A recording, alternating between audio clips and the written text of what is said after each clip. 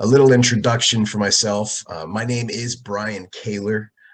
You wouldn't know that by the way my surname looks. So that's why I just go by BK. Makes it easy. So please feel free to just call me BK. And I'm from the Park Maintenance Institute, which is a project underneath of the Pennsylvania and Parks Society. So the state affiliate in Pennsylvania for the NRPA, the National Recreation and Parks Association. I started in 2020, January. And so this project was something that, it was being cooked from 2018, and all of a sudden we finally got staffed and we're ready to get going. And then the world shut down. So it created some juxtapose, if you will, but it also created great opportunities. And the Institute is written here into the Pennsylvania's statewide outdoor recreation plan, or the SCORP, as some people call it. And Brett, since you're not from Pennsylvania, our Department of Conservation and Natural Resources has a Bureau of Recreation and Conservation, and then this is kind of their 4-year living strategic document. So, it's probably you have very similar things where you see the tables and everybody has to fulfill the work action plans and those kind of things. So that's where this is coming from. And this initiative is kind of ticking a lot of those boxes, if you will. It's looking at sustainable systems, but it's also looking at the workforce development and economic development pieces that kind of can pull these multiple threads. And I'm looking at it as it's an opportunity to really expand knowledge bases across the silos that we all experience on a regular basis. And so it's great. We have several Pennsylvania folks, but we also have somebody from outside the state. So I'm going to give an opportunity to let everyone introduce themselves. And then I'm going to kind of go into the why I'm having this discussion. You want to start, Elizabeth? Sure. My name's Elizabeth Hughes. I work at a nonprofit called Earth Conservancy. We're mainly focused on reclaiming mine-scarred lands. We started off with about 16,500 acres, and now we're down to about 6,000 acres. Some of that's going to go into green space. But anyway, I became involved in this call because we also run a workforce training program, and we do it in conjunction with Penn State Wilkes-Barre, and it focuses on surveying, environmental sampling, and environmental cleanup. So, for the past 5 years, I've kind of been working in the workforce development realm, touching on those subjects, trying to help people that are unemployed find jobs in that sphere. Thank you. I'm just going to go around my screen here. So is it Marquita? Yes, it is Marquita. So I'm Marquita. I'm actually standing in for Thomas. We're doing interviews, so you have me. But I am the work readiness manager for Land Force. I've been here a little over a year. We combine workforce development and land stewardship. So he felt like, I probably would be the best person to kind of sit on the call for him to be able to pass on messages, just because him and the other director are in interviews. But we got involved with this just by, a few years ago, really being able to connect some trails in Mount Washington area, and felt that it was best to be able to really do it on a bit of a larger scale in Allegheny County. So now with being with Land Force and combining the two, we are considered a transitional job, a second chance employer, because we do take people with different challenges and barriers. And then we're considered seasonal because, we do a training program for the first 7 weeks. And then after the 7 weeks, they actually roll into actually being employees for us for the season, and they handle our contracts. that we have up until the season ends. And during that time frame, we then work with them to get them more sustainable wage paying jobs when they leave us. And then we track them up to 18 months. So I'm kind of the person who does the tracking. So I'm meeting with them weekly while they're working with us in the season to discuss their goals and what's going on with them. And then when they leave, with them up until 18 months to see what's going on. And then they can always stay on with us to kind of talk and whatever they need thereafter, but just, formalities, that's just how we are. So that's us in a nutshell. Thank you for sitting in, and that's great. And Land Force is also kind of in that the part of the SCORP in that sense, that we're in that similar sustainable systems bracket there, like the name falls on there too. So we're kind of held to at least the same bullet points. Brett, I have you next rotation wise on my screen here. Thanks, BK. My name is Brett McCubbin. I'm the manager of parks and facilities for the city of Shawnee. We're a municipal parks and recreation department just outside of the Kansas City area. And we're just trying new things to attract park tech workers, seasonal or full-time. I'm going to career fairs now, which is fun. I enjoy it, but I mean, we're just really trying to get outside the box and look for maybe more non-traditional ways to recruit and retain talent. Thank you for joining us. Devin. Good afternoon, everyone. I'm Devin Hamilton. I'm the program director at PowerCore PHL. We're based out of Philadelphia, and we are a workforce development that works with young people ages 18 to 30 to get them into careers in the green infrastructure, energy, and land stewardship sectors. And so I'm excited to be on the call. Carlos Alvarez, my colleague, is on as well. I don't know if Carlos, you're available to jump in, but you may want to introduce yourself as well. Yes, sorry, I'm a little late, and just setting. I'm out in the field and just setting up the phone. Got a little tricky here, but yes, Carlos Alvarez, assistant director of industry training with PowerCore. I'm not sure what else to share here, but definitely looking forward to the conversation, especially when it comes to just skills training in general. So Thank you both for joining us. And I know I reached out to Julia, and I know she is busy. So, but yeah, that was my initial outreach started here in Pennsylvania, looking at the different pieces and areas of the state, but also kind of pulling together different aspects and different, funding sources, even if you think of it, of a similar strain of that sustainable land management. And that's kind of the thread that we're continually going with. So thank you both for joining, and please be safe, Carlos, if you are driving. We understand if you have to drop. And Ben. Yeah, sorry I was a little late too. But Ben Grossman, I'm with Great Rivers Greenway. We're a regional parks and trails district in the St. Louis, Missouri area. We're a sales tax funded organization that operates in 3 different jurisdictions. We are in the midst of our most recent regional plan, and workforce development has come up a lot. We're involved in the Brick Line Greenway, which is really a dynamic, sort of intended to be a transformative project in the city of St. Louis. We're also part of the Highline Network, so we liken sort of this project similar to the Highline, to the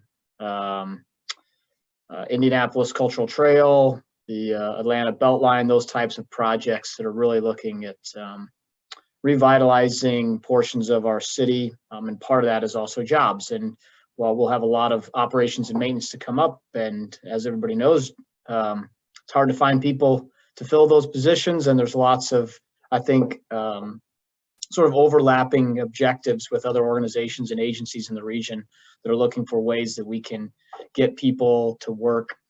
And certainly in my industry is trying to get people interested in parks and recreation fields. So, and I've been a big fan of everything BK does. So I'm like a follower of the Institute. So I'm happy to be able to be here and share with you all.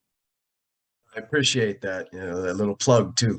But my goal is for this year, I set as one of my goals to achieve with the Institute was taking a 40,000 foot look at what are essential skills, tasks, and roles that really are the basis of our workforce. So it's, instead of looking at specifically the top-down approach, it's looking from how do we build our community from the bottom up, because we need to make sure that all these assets that our communities are investing in are being kept, and so it's not a throwaway kind of mindset. Like sometimes things like playgrounds are almost disposable for depending systems. And so we're supposed to be thinking on sustainability.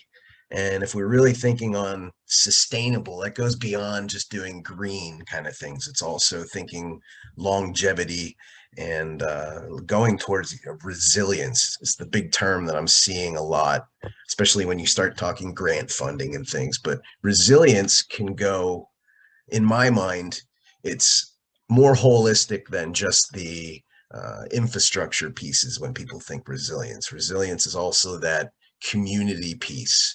And so I stole a little language from it's the Resilient City Network, but I'm just kind of looking at things of community resilience and being abroad in the systems, the businesses, institutions, households, and individuals, so they're able to survive, adapt, and grow no matter what stresses are being thrown in there. And so that's kind of a very broad way of looking at it, but it's also important. It's not just surviving, it's not just always making it through, but the growing piece.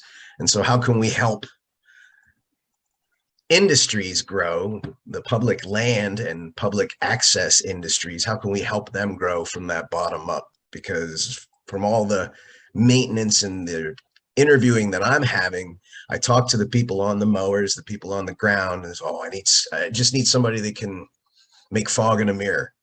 And I don't think it is that. I think there's a need to really define what are the pieces that need to be fulfilled, and then how can we prepare the youth to fill those positions and fill those roles. That's going to, create more buy-in because they're doing it for their own communities. And so it's kind of creating that why along with it. I find that the next generation coming likes that why more so than the Gen Xers. When screw it, doesn't matter. But the next generation does care why, and so we want to put some of that back into it as well. So that's where your experience in working with youth, gathering that youth, but also I'm really interested in what is that selection process? How can we kind of open it up, make it more accessible? Because we find that when you always see college degree, minimum quals and things, is it? And that's not what I'm hearing from the people that need the positions filled. So there's a disconnect between the administration and the folks on the ground that actually need the bodies and the fill to get the work done. And so I want to somehow bridge that. And that's kind of what I'm looking to achieve. It's not saying, well, this is how we need to hire. This is how, no, it's more, what are the skills, abilities, and defining measurements that show success? And then we can develop our training mechanisms and however we do things internally. We're not telling you how to do that, but it's more of what is a framework of best practices? What are the skills needed? And so that's kind of where I'm hoping we can go. Is that something achievable, do you think? Thoughts?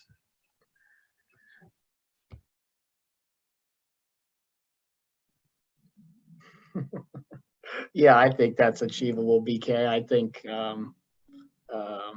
I saw there was a lot of head nodding during that first of that discussion. So it sounds like, or at least from those nonverbal cues, that everybody seems to be on the same board page with that.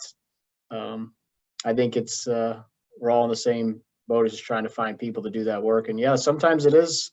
We do say that sort of tongue in cheek. You just need a warm body who's willing to show up every day. But yeah, it is beyond that, because sometimes you can get those folks for, you're lucky if you can get them for a few months out of a year, but they don't want to make a career out of it necessarily.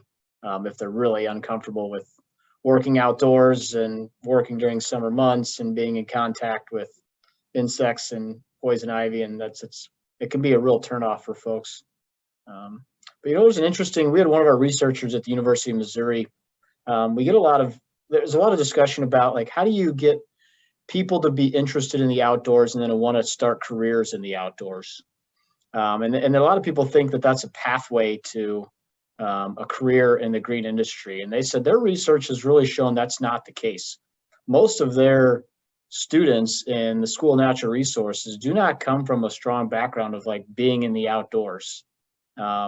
They tend to be kids that are probably from the suburbs. There's obviously some people are outside of that mold, but they didn't. And I'm probably the opposite of that. I liked it because I grew up in the outdoors in Alaska and wanted to work in parks.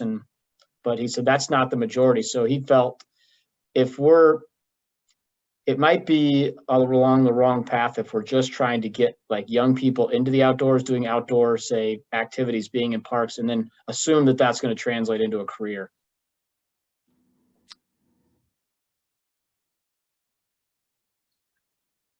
Yes.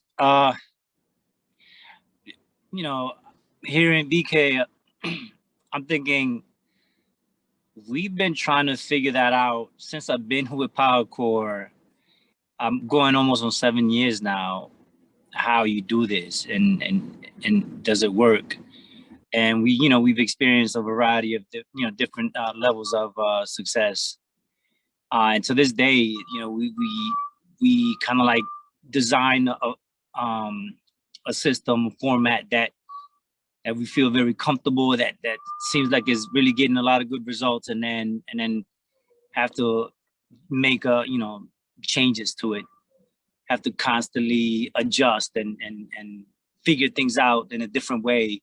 So that's in no way am I gonna, and I doubt that Devin is gonna also do the same, to claim that we have the solution or the answer for this.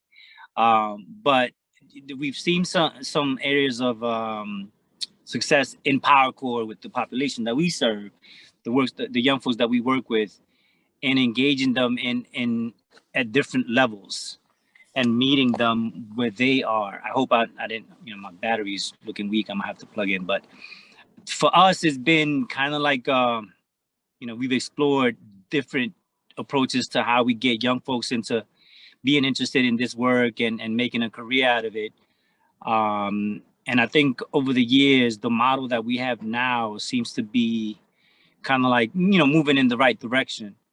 And it starts with not so much engaging with the members directly with, taking this kind of work as and turning it into a career, but it's really more working directly with members and trying to address their immediate needs to remove barriers that keep them from, like, showing up on time, to keep them from sitting in front of at a training and actually learning, because of, like, the different things that they have going on at home and their and their day-to-day lives that are just pulling them away from being fully invested. No matter how much, a lot of them, they come to us and they really want to make a change. They want to explore, they want to learn more things, and they want to find and hold a job. But it's always a lot. We see a lot of it, very talented folks that are performing, like, great, in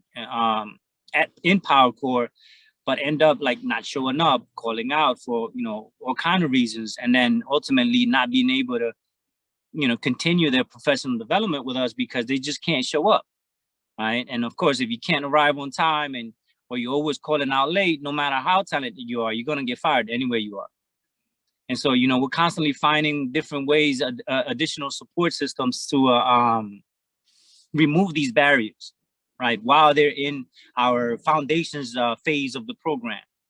So they spend a lot of time like team building and like just you know, working on their personal things, whatever's happening at home, so that they can be more focused when they're here, when we're trying to get them so much material, introducing them to so many different you know, areas of environmental sustainability and stuff like that, and like making them believe that they really make a support themselves and their families with a job in the green industry. And it's all there, like the supportive services team providing that kind of support to remove these barriers so that they can be here on time, that they can be here all day, you know, regularly, that they learn how to use these systems, those basic work ready skills, and that then you have them, that they can really learn all these different things and be moving towards a career in you know, in environmental sustainability, the green industry, and that kind of stuff. And for us, that's it seems, you know, like a solid model. You know, coming in, foundations, you do well with your work ready skills, we take you to the next level in a second term, and so on. And you know, I don't know if that's what would be effective in other areas as well, but for us, that seems to be, you know, a solid approach, I guess is what I want to say. You know, Carlos, you bring up some good points. Those are some of the same things that we have been working on too, is just bringing, you know, trying to eliminate those barriers for success for some folks, even if it's, you know, providing a bike or providing a bus pass for people, or trying to find a centralized location that has public transportation for folks to get to. So those can be challenges. I think another challenge that a lot of parks departments have had, and we had it as well, is, you know, a certain population of folks that you're trying to reach out to. There's a number of things that they're dealing with that you're maybe not, your agency's not used to dealing with. And so you're also, as a park professional, like, I don't necessarily have a lot of training experience in like social work, like dealing with some of the other barriers that I sort of take for granted. You know, I woke up in my house in the suburbs and I drove in a car, and I didn't have any struggles when I woke up the morning to get to work. And that's not the case for everybody. And so, you know, sort of opening your eyes and thinking about what it is for these folks, but also working with people that have those skills that can help them and be successful. And so we've tried to work with other organizations. And so we've had a little bit of success with the Urban League, and that kind of petered out after a little while, but trying to find agencies who are also doing the like types of things and trying to get people jobs, and just how do your goals overlap with them? I think that's one thing that can be successful, and also can be hard for, you know, your average parks department that isn't connected to those groups and those other agencies.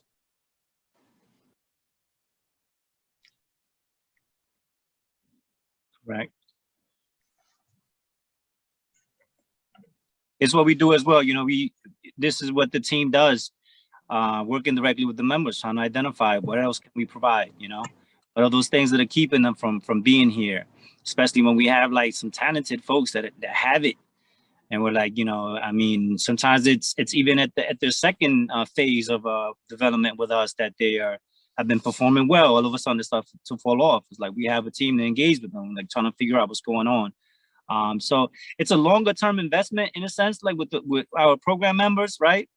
To try to ensure that they're successful, and we're constantly expanding our reach as far as how much support we can provide. You can't provide everything for everyone, but that we realize that that's like as many resources that we can gather and support members for a longer term, the more likely that they can stay with it and continue on in the field. You know, I think what's interesting is the fact that, like, with us, because of the fact that we're considered like that transitional job and, you know, a second chance employer, that, you know, we don't always get individuals that come to us that want to work outdoors or even know what land stewardship or environmental stewardship or anything like that is. And, you know, it's funny because, like, we kind of front load all of our stuff first with our crew members. So even with our interview process, even with everyone that knows that, you know, we accept you how you are, come with your flaws, come with your barriers and everything. You know, our interview process is kind of intense. So, you know, we have like a 2.5 part interview process, where the first one is, an actual, sit down interview with our directors. And if you get to the point where, you're accepted after that interview, you have a working interview. However, to be able to get to that working interview, you have to come with a library book. So we do require that, our crew members, like as they're going through the application process, to have actually gone to a library and gotten a card, and they get a book that's on like a skill or interest that they have. And, we do kind of, dive a little bit into like the book that they chose, but ideally the whole point is to see, like, is this something that you actually want to do? Because we recognize that sometimes people just want the money, or you just want to quickly tell your parole officer that you got a job or whatever. And it's just like, if you sat there and you went to this interview and went to the library and got this card and picked out this book and wore this thing to this working interview, and then went to go work for like an hour to see if you could really do this, it speaks volumes, And one of the first things that we even do during our training process is that we take a hike. So before we were land force and we were in Mount Washington and they built the trail, we actually take them on that original trail. And ideally, one, is because it's a group activity, but then two, if you can survive that hike, then you can absolutely do the work. So it's just like, it's a lot of like little pieces and gems that we provide to our crew members, so that if they've never been outdoors or know what it is to take a hike or to be outside, we try to provide them early on, so that if maybe we can kind of, I guess, help that love for it kind of grow. And then obviously during our training period, which is usually anywhere between like 5 and 7 weeks, we try to also make sure that we're adding those hard and soft skills. So we do recognize that the hard skills are going to be what they need to be able to do the job. So, offering them different certifications, but then also making sure that they absolutely know that when they leave us, that they can talk to a new employer, know how to dress, be prepared to, go through the human resource process, how to talk about their criminal background if they have one. And, we really just try to look at our crew members holistically, because we recognize that them just coming to us as an employee and doing that contract, that's just not enough. It's truly not enough, and it truly hasn't been enough since the pandemic. So Marquita, how do you handle like the turnover? Because we had, one of the programs was the Urban League was doing was a Save Our Sons program. So it was catered towards men ages 18 to 34, 36. Some of them was their first time job. They go through like a 4-week or 5-week course that they do internally about everything from how do you get a job, how do you keep a job, showing up for work, a lot of different things, some life skills and things like that. So, and then sometimes, like, we had a few people, this was their first real job they ever had. And that first job is hard to get. But once you get the first job, you become a lot more marketable. And so you make investments in, training these folks very specific to your job. And then they go off and get another job, which is the whole point of the program. And so that was hard for us, because we were excited that people advanced in, because they want full-time jobs, and we had kind of seasonal 9-month part-time jobs. They were like 30 hours or 32 a week, or we even got them up to 40, but there's no benefits. So this isn't the ideal situation forever, but it was hard with, you invest in these folks, and next, 2 months later, you're like, here we are. And like, we're starting over CPR training again with 2 people, I mean, honestly, that's how we are. Like, we take a new cohort every year. We only try to hire 25 people every season. We start our recruitment the first of the year. So, we literally just finished recruitment. Now we're doing interviews. So we're in the first round of first interviews, but that's ideally what it is. And sometimes we even talk to potentials who want to come to us, and we're just like, we'll ask them straight up, like, what is it, like, why do you think you want to work for a place that's only seasonal, that you can only go through our program one time? Why do you think that is? And and we're able, I guess I'll say sell it, but it's because of the fact that we recognize that sometimes, if you're sitting and you're working that job that's kind of, just paying you the minimum, and like you're working your butt off, and when you get home, you have no time to think about yourself and how to better yourself and what your next steps are. It's just a lot. So we build it in so that while they're working with us seasonally, that they're addressing those things. So our training for this time around is only 7 weeks. It's Monday through Friday, 9 to 4. and it's a paid training. So, we're also giving them $11.85, which was different because over the last 5 years, we've been giving them $10 an hour. So now they're at $11.85. They're able to get these certifications. So they're getting, chainsaw safety, OSHA 40, which is also new for us because we were only offering OSHA 10 before, CPR first aid, tree tenders. We also build in workshops. So we're doing restorative practices and mental health and then the effects of trauma. So we do all those different things in the 7 weeks. Once the 7 weeks are over, we then, if they've come on time, shown that they want to be there, absolutely want to come on as a crew member, they will end on a Friday, start that Monday, making $14 an hour as a crew member with us. And they work our season. And they know that ideally we want to work you out of this job. So we've gotten into the mind frame, like, you're going to leave us. And the thing is that you're a success if you leave us to go to a job that is permanent, full-time, wage sustaining. Like, that's what we want.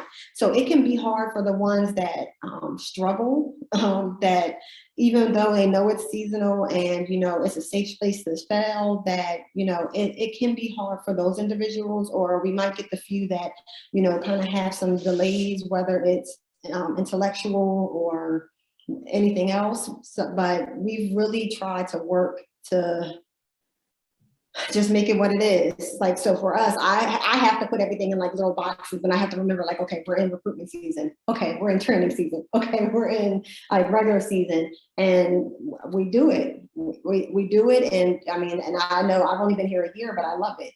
I've learned so much, but I also think because I worked in mental health prior to this, I'm also used to, seeing people kind of leave me. I was working with children, they age out. So it's kind of the same thing. For us, you just have to be 18. If you're 18 plus, can at least like lift 50 pounds and can walk on uneven surfaces, we're here for you, and, that's just kind of how we are. So it's hard sometimes to see them go, but it's also fulfilling to know that we get a whole nother group that we get to kind of really pour into and give them a new skill set. So do you find that, so it's basically a contracted period of time, or do you Yes. find that people are leaving in the middle of that, or they stay from beginning to end? It depends on the person. Because of the fact that we get people from all walks of life, our last cohort was probably the smallest cohort we've had in years. But we had an individual who had just got out of prison, had been there for 20 years, and he was able to get hired with us. He got on January, he got hired with us 3 months after being released. And, he had job opportunities. Like, when you talk to him, you would have never known his past. Just really personable, had all these dreams and aspirations, just really great. And it's like, he could have left us, but he decided to stay until the season finished. There were other ones that unfortunately had to be let go for one reason or another. So it just, honestly, it depends. It really truly depends on the individual, but they know that when our season starts, that it's going to come to an end, like end of October, early November. And that's the hard stop. And they know it. We tell them that from the door, and we continuously remind them as like that deadline comes, and I'm meeting with them weekly. And it's just like, okay, we're working on these goals. So that we're coming to an end. What do we need to do to get you into your next steps? And really just starting to like really make sure that the things they learned in the next 7 weeks, that we're really working on those things as they transition out of doing basically the work for us.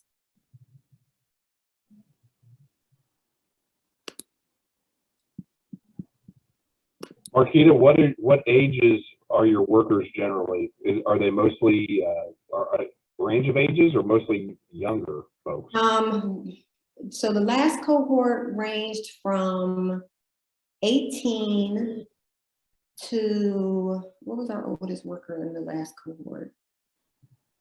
56. So I'm not quite sure. I would have to like probably look and see what they were before, but just because that was my first cohort, I remember their ages. So they were 18 to 56. And it were male and females. And one of our best worker was a female, and she was 38. Good. At the last city I worked for, we had a couple of gentlemen in their early 70s who were in good physical condition, and they just loved it. it was their retirement gig, and I think management style matters. Yes. You know, I treated them like volunteers, and whenever they needed off, to go watch a grandkid play ball. See you later. You know, here's what I expect you to do, and so that was a nice resource for us because it wasn't a hard stop. They didn't, you know, it wasn't like having high school age kids or college age, you know, where you only have folks for a few weeks, really. I mean, so I think maybe, you know, someone of a more advanced age might be a better fit in some instances. I will say what also has helped. So, you know, when we do our training and it's Monday to Friday, 9 to 4, when we switch to the regular season, we actually move to 8 to 4, but we make Wednesdays a half day. So our crew members are able to leave at 12. And we do that on purpose for 2 reasons. One, because our pay date is actually every other Tuesday, where most people get paid on Fridays. We get paid on Tuesdays because it's sort of like you're getting paid during the middle of the week. And if you're working, you're not just spending all your money. But then also because, you know, it gives you, you know, that afternoon time so that if you do have another job interview, or you have a doctor's appointment, or you have kids and they have doctor's appointments, that, you know, you're able to kind of have that to either work on your workforce development goals or your personal goals that you know that you're working on. So that has seemed to really help as well. And I know that some of our crew members, last crew, one thing that they mentioned was that even though they know that Wednesdays were a half day, they wish that we would have made it where they could actually, I guess, meet with me more often during that time. But it's like, but that time's for you. If you're already meeting with me weekly, I don't know why you would want to spend your time not getting paid to meet with me, but whatever. So that's something that I'm thinking about to see how I can play that out this year. It's interesting you touched on the hourly rate. I see that as, I'm not convinced that matters. At one point I thought that was important to offer a higher hourly rate, you know, competing with Amazon and you know, $15 an hour jobs, you know, on every street corner, it seems like now. How does that affect what you guys see? But for the same reason, because we have Amazon that is not too far from here. And like, honestly, like people are really looking for those jobs that at least pay more than 12. So when we were only offering at 10, even though it was just a training season, there were some people who were interested just because they really wanted the job and wanted the certifications. And then there were others just like, it's just not enough. Like I literally just called someone last week to set up an interview. And when she realized what the hourly rate was, she was like, oh no, never mind. Yeah. For PowerCore, I feel like we increased our rate as well, but it was more so that, like, you know, we're not necessarily as high as the Amazons and places like that, but it's just for them to be able to meet their basic needs. And so if you have a young person with not a lot of work experience, or you have kids, or you have responsibilities at home, you know, as Carlos said, trying to remove some of those barriers that keep people from being successful. And so trying to pay them a rate that at least can take care of the basic needs, you know, connecting them with things like childcare and helping them with legal supports and things like that. So I think we kind of incorporate like the wage increase with that, is just like helping remove those barriers so that when people are with us, they're fully engaged, they're able to get the most out of it. And then, you know, we're able to help, you know, place them into opportunities that are like, you know, opportunities that have growth and that can be, you know, full-time wage positions that they can use to take care of their families and things like that. Yeah, just to add for us, there's some significant events being AmeriCorps, they do get an education award. We like a little more, and it's been really hard is on lining up the job opportunities, right? Working with employee apostle that we have actual things that members can really, you know, they successfully see this. So really important, like the three experts out there. Carlos, you're chopping. It's a little choppy. I don't know if it's like that for everyone else. A little, Yeah, I wasn't sure if that was just Yeah. me too. It's I think your battery's dying, Carlos. That signal something. I'm sorry.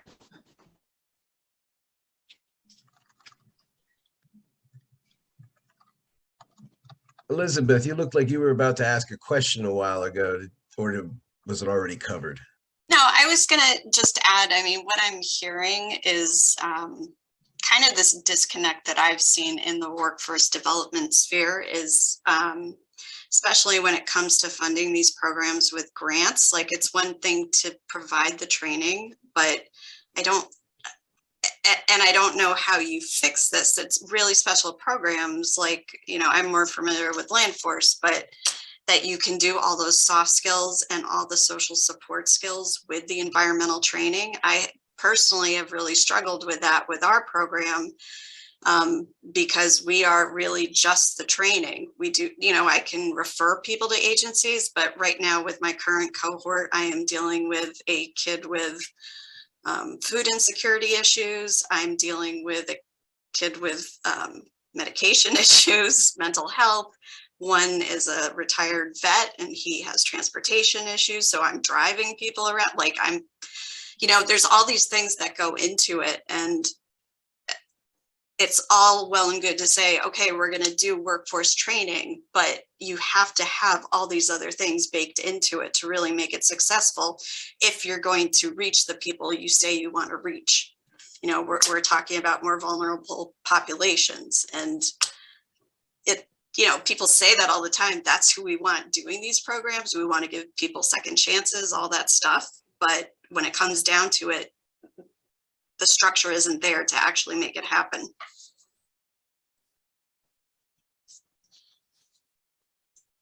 I agree with you 100%, especially when I know that there are individuals that will come to us and, you know, may really be interested in our program, but the first thing they ask is if we offer, you know, bus tickets or bus passes or whatever to be able to get to our location, and we don't. You know, we try to make it, well, thank God for small favors. Our office is on a bus route, so they can absolutely get to us if they can get on the bus.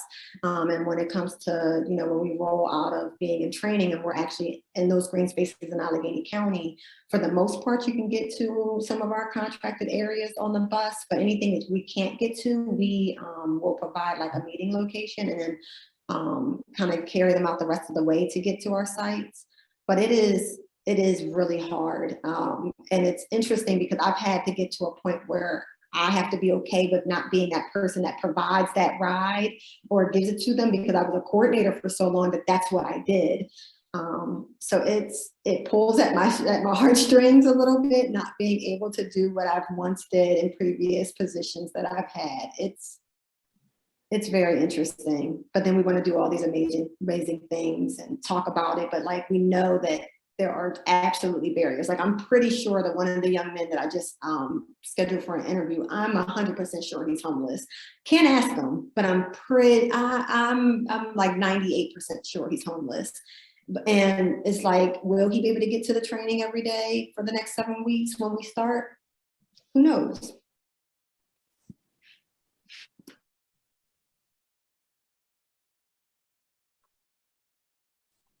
We've had some very interesting insights in this discussion. It's definitely it's very nice to hear that we're a lot on the same wavelength of things that are going on.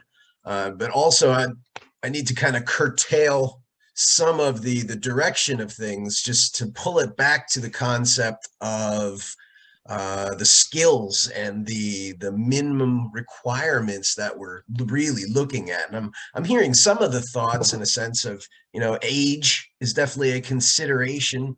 I'm hearing 18 is kind of a min qual in a sense. Is that for liability concerns that you're dealing with adults, especially when you have equipment, or, you know, would 16 be a feasible thing, or does that create a whole new layer of challenges? For us, it does. We're at 18 that we hire. A lot of it's for insurance reasons too.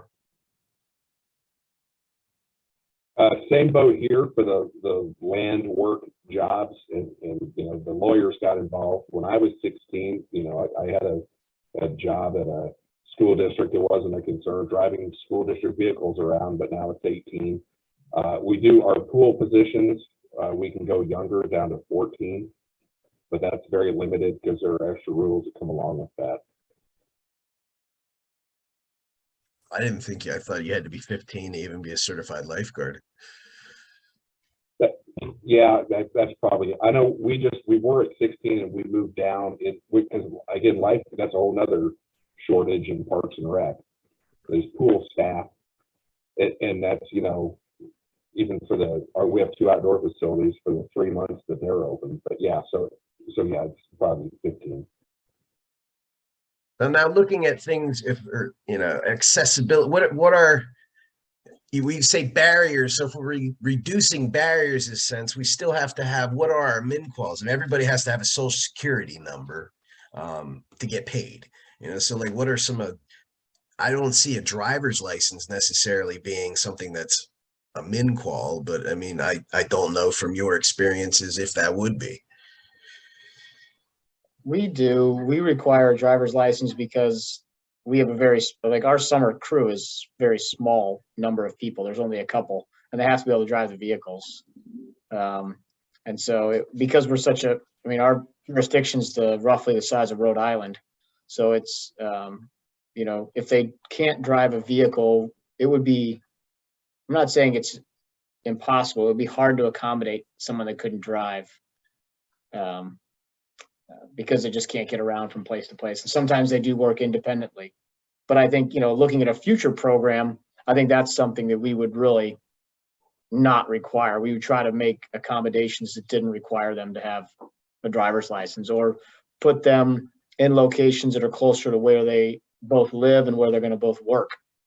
Well, that's a great point too. Yeah, putting them in, having crews that are close either by public transportation or at least a proximity within a, you know, travelable area. That makes sense.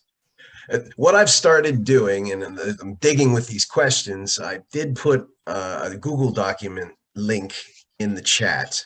And so that is completely open. But what my initial thoughts are to try to gather info and things is I'm trying to think of a decision-making process, if you will. You know, how are you hiring? How are you acquiring? How are you deciding who to bring on? And so trying to look at it in ways of what is the absolute entry level kind of role, and what would that person be doing? What is, you know, that entry staff that just fills the tasks, you know? So what are those kind of things? And then what is the skilled staff? What are some of those maybe specialized roles? What are some of those like arborists or trades of specific kinds, and the folks that you have? And again, we're sticking around the land management. So who are some of the, maybe what you even need to job out for certain things? And then what is a supervisory or crew leader kind of look?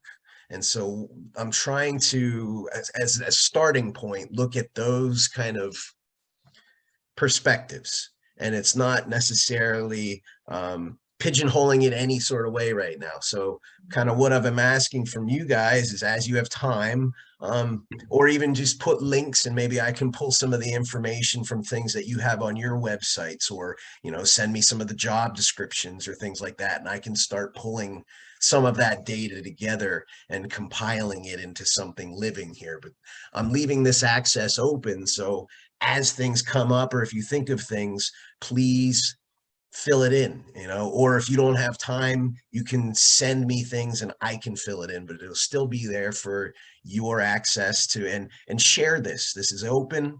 I'm trying to gather best practices. I'm trying to get a very broad perspective at this point. And it's, you know, over the course of this year. And so my goal is to have, to gather info at least until August, September, and then I'm going to take that last quarter of the year to produce something and make it graphically visual. Yeah, so kind of something I can hand over to our DCNR and kind of say, here, this is an idea, because as one of their programs, they are, some of these bullet points that I had, they're focusing very hard on green infrastructure. They're focusing very hard on sustainable, tree canopies in urban areas and trying to make things much more green. That is going to have implications on workforce, because public works don't necessarily have all those skills, especially in very small little municipalities. Urban is different than rural. And so I'm trying to have something that can be a guideline for all folks that have different considerations and things. So that's kind of where we're going. And it's going to hopefully diversify the workforce and the volunteer base through some of these apprenticeship programs and showing good examples and just highlighting our stories of success. And so that's kind of where I'm really going. And I appreciate your involvement in this. As you think of folks that maybe I should reach out to them, or if you know other directions of folks for me to contact, please share those things, or share what we have so far with them, and they can reach out to me. And we only have 5 minutes here. I want to be respectful of everyone's time. So is there any kind of questions or any ideas of things that we'll continue this conversation? I won't try to bother you for a while. I'm coming into my conference season now, and I know all of you are going to be going into busy, but I will be reaching out again to try to have another call like this and see if we can get some more input. But we also can communicate through emails and through that living document there. But kind of any closing thoughts or any suggestions at this step that I should kind of think about?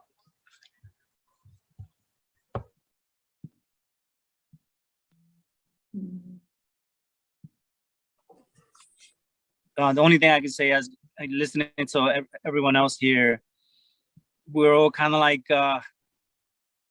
working with different age groups and taking a different approach. But there seem to be some common themes as far as like the amount of support and that an investment that really is necessary for anyone that's trying to get into the field, or even just like be work ready and find and hold a job. But I would invest some time in really seeing the differences between each of our programs and our goals and how we approach it. I think there's something there, because for us as an AmeriCorps program, there are some privileges there, as well as some restrictions as well. But those things matter, and how we how we approach it. We take on 2 cohorts a year. Right now, this year, it almost feels like we take 4 cohorts a year because we had to make some adjustments. But stuff like that just changes the approach that we take. Age groups, of course, we take 18 to 30. It used to be 18 to 24. Now it's like all the way up to 18 to 30. For a variety of reasons, we had to adjust. We used to work only with a certain population that was like maybe like coming home from jail, having been directly in the criminal system, and then we opened it up to the general population, like things like that. You just kind of like make a difference in the approach that we take. That's a great point too, because when I talk to some of these folks, the boots on the ground folks that I've been touching base with, sometimes they don't even they've never considered some of those other options. I was like, well, haven't you tried getting works crew from the county before? Like, oh, I haven't thought of it. So sometimes you don't know what you don't know until you know it. Yeah.